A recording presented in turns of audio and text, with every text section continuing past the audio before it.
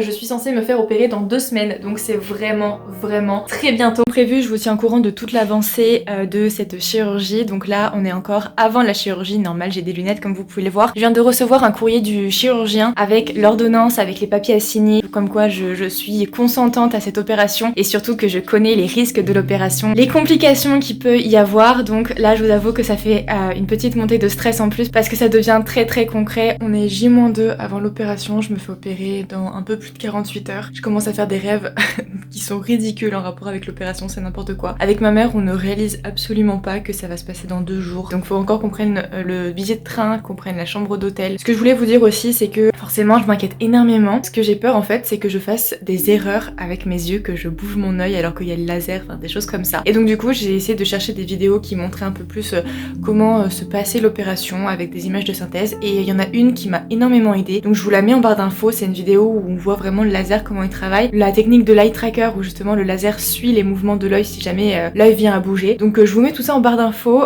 Moi j'ai pas regardé toute la vidéo parce que le reste je savais. J'ai regardé vraiment que les minutes où c'est l'opération en elle-même. Si jamais ça peut vous faire du bien comme ça m'a fait du bien, autant que je le mette. Bon du coup là on est J-1. J'ai vraiment pas beaucoup dormi alors qu'il reste encore une nuit donc je sais pas dans quel état je vais me trouver. Mais je pensais pas pouvoir avoir des ascenseurs émotionnels aussi forts. Je suis passée par l'inquiétude, par l'envie. Mais bon ça va bientôt passer, c'est bientôt terminé. Là je vais vous montrer les médicaments que je dois prendre. Vu que c'est demain que je vais me faire opérer, ce soir j'ai déjà un truc à faire. Je tiens à préciser aussi que c'est mon chirurgien qui m'a prescrit tout ça. Peut-être des chirurgiens qui prescrivent autre chose. Donc déjà pour commencer je vais devoir me doucher avec de la bétadine, donc avec tout le corps, les cheveux et le visage pour essayer d'enlever un maximum de bactéries en fait cutanées. Ensuite il m'a demandé d'acheter du sparadrap, donc ça va être pour coller les coques que je vais avoir sur les yeux pour dormir. Dans tous les cas je vous montrerai.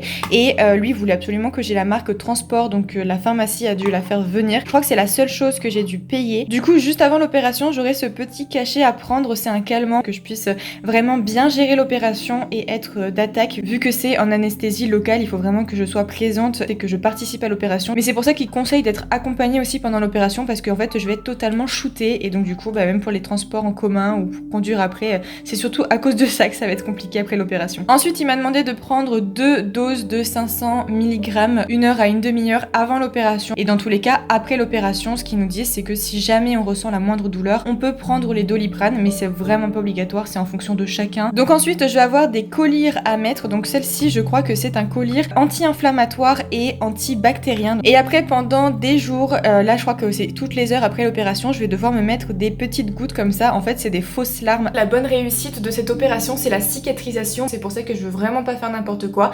Et pour que ça cicatrise encore mieux, et faut mettre ces petites gouttes régulièrement quand j'en sens le besoin pour que mon œil soit hydraté le mieux possible, le plus possible et que du coup par conséquent la cicatrisation de la cornée se fasse de la meilleure des manières possibles. Et ensuite j'aurai aussi ces petites gouttes à mettre dans mon œil, donc en fait ça c'est des gouttes aussi à mettre mais qui sont beaucoup plus épaisses, donc ce sera à mettre le soir avant de dormir parce qu'on sécrète encore moins de larmes quand on dort. Donc du coup avec ça je mets juste une goutte avant de fermer l'œil et au moins mon œil normalement sera comme c'est marqué lubrifié toute la nuit. Et si je dis pas de bêtises, au niveau de la pharmacie j'ai payé 2,48 € je crois, mais sinon tout a été remboursé par ma mutuelle et la sécurité sociale, donc ça déjà c'est un petit point positif par rapport au prix final de l'opération.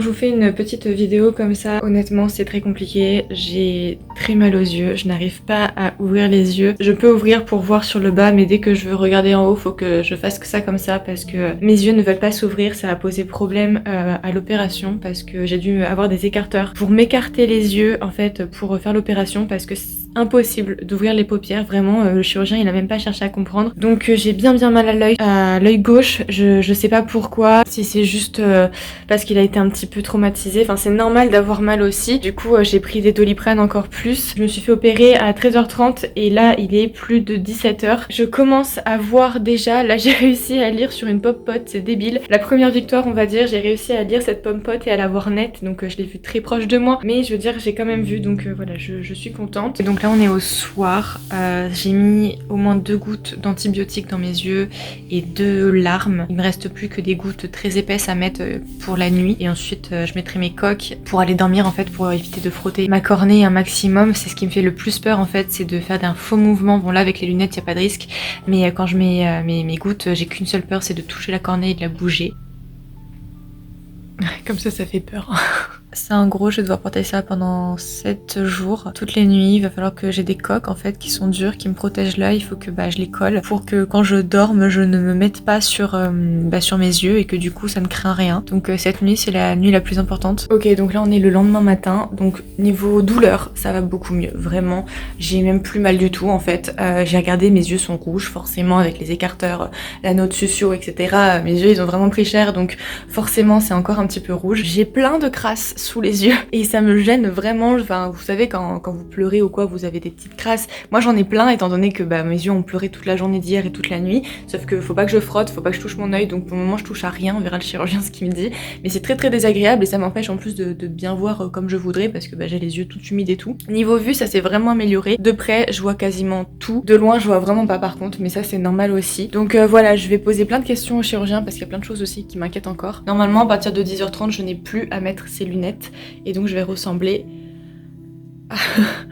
à quelque chose comme ça. Voilà, donc vous voyez j'ai des petits yeux parce qu'ils sont tout collés, j'arrive pas trop à ouvrir encore plus. Je vous fais un petit résumé. Du coup je viens de rentrer chez moi, ça y est, on a quitté Paris tout à l'heure, donc je viens de rentrer. Actuellement j'ai les yeux explosés, j'ai les yeux très secs qui me tirent beaucoup, mais c'est normal, la sécheresse oculaire c'est l'une des principaux effets secondaires, donc c'est totalement normal, ça va passer avec le temps. Maintenant que c'est encore un peu récent vu que j'ai vu le chirurgien ce matin, donc il m'a fait des examens pour l'œil pour savoir si le volet était bien en place, donc il n'y a aucun problème, il est bien en place. Normalement comme il a dit, il a jamais vu de volet se décoller après 24 heures à moins qu'on ait vraiment frotté dessus, donc normalement il devrait pas y avoir de risque que ça se décolle. Et sachant que c'était ça le plus gros risque de l'opération, je viens de passer la partie la plus délicate. Je suis allée à la pharmacie ce matin parce qu'il fallait encore des petites choses. Le docteur m'a prescrit des filarmes, donc c'est des gouttes en fait pour rincer l'œil, et j'ai pris des compresses en plus pour essuyer l'œil un minimum parce que le matin après que je me réveille j'ai vraiment l'œil tout crasseux. Le médecin m'a aussi prescrit d'autres gouttes à mettre parce que la nuit il faut vraiment que j'hydrate mon œil à fond, donc ça c'est encore plus visqueux, donc c'est encore mieux pour la nuit. Je sais pas si vous arrivez à voir mais j'ai vraiment l'œil extrêmement sale, mais ça c'est la nuit, c'est normal quoi d'avoir dormi, j'ai l'œil qui a coulé etc. J'ai de la colle sur tout le visage à cause du sparadrap et je n'arrive pas à l'enlever, je ne sais pas comment faire, donc c'est assez complexe. Bon je vais essayer de vous faire un petit résumé de ce qui s'est passé du coup hier, parce que hier j'ai eu le rendez-vous post-opératoire avec le chirurgien, donc le lendemain matin de la chirurgie. L'opération a été très compliquée pour moi à vivre dans le sens où mes yeux ont mal réagi, je ne pouvais juste plus contrôler mes yeux, donc j'arrivais même plus à ouvrir les paupières. C'était vraiment un enfer, donc on a dû utiliser un écarteur pour m'opérer. Normalement c'est pas nécessaire. Comme je l'ai mis dans le titre, je me suis fait opérer parce que j'avais une hypermétropie forte et de l'astigmatisme. C'est normalement un problème de vue qui n'est presque pas opérable, mais en plus de ça c'est du coup une opération qui est beaucoup plus compliquée. Par exemple, pour vous donner un exemple concret, à l'œil droit j'ai eu 19 secondes de laser, à l'œil gauche j'ai eu 21 secondes. Un myope c'est environ 3 secondes par œil, donc je sais pas si vous vous imaginez, c'est 7 fois plus long. J'avais très mal à l'œil gauche, je pense que l'anesthésie est partie, ça m'a lancé énormément, et aujourd'hui ça fait du coup 2 jours, et là par exemple ce matin je ressens une petite gêne, donc là ça fait plus mal, mais c'est voilà, je le ressens que j'ai quelque chose en fait. Mais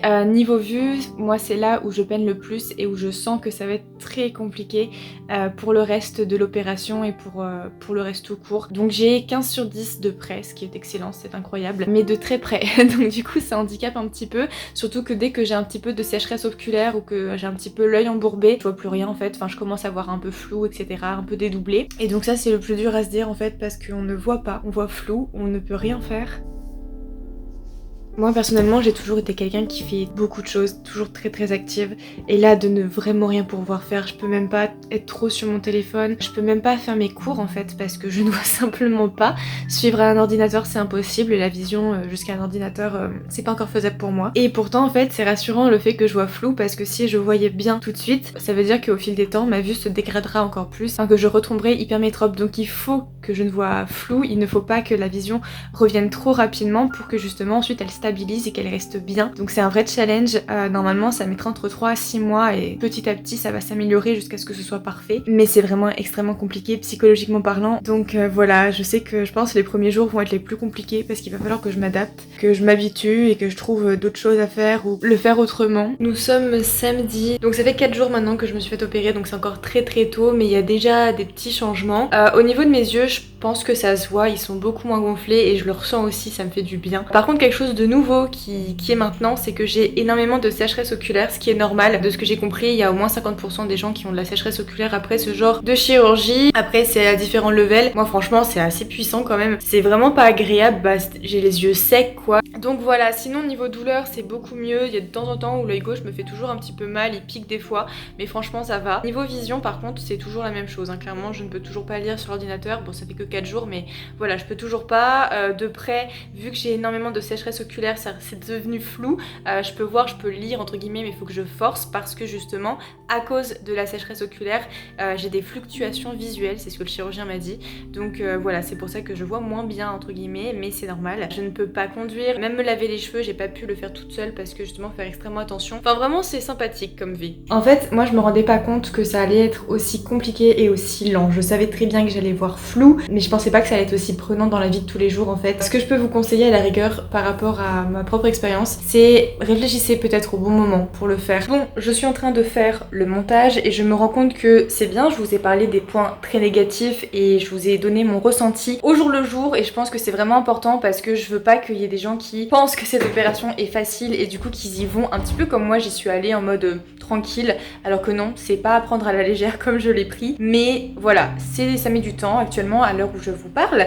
Nous sommes à plus de 3 mois d'opération, donc il y a beaucoup de choses qui se sont passées. Je vous rassure, les partiels se sont très bien passés. J'ai pu voir ma copie, donc tout va bien. Et je vais faire une prochaine vidéo pour vous montrer les étapes ensuite après l'opération, mais vraiment le suivi de l'opération, comment ça évolue, etc. Comment la vue évolue petit à petit. Comme je l'ai déjà dit, ça met entre 3 à 6 mois pour se stagner. Moi à l'heure actuelle, je n'ai pas encore ma vue définitive et stable. Donc tout ça, je vous l'expliquerai dans une prochaine vidéo pour que vous ayez vraiment toutes les étapes de la chirurgie. En ce qui concerne la vidéo sur la chirurgie en elle-même, je pense qu'on a fait le tour. En attendant, j'espère que cette vidéo vous aura plu. Et donc je vous dis à très bientôt dans une prochaine vidéo et surtout, portez-vous bien.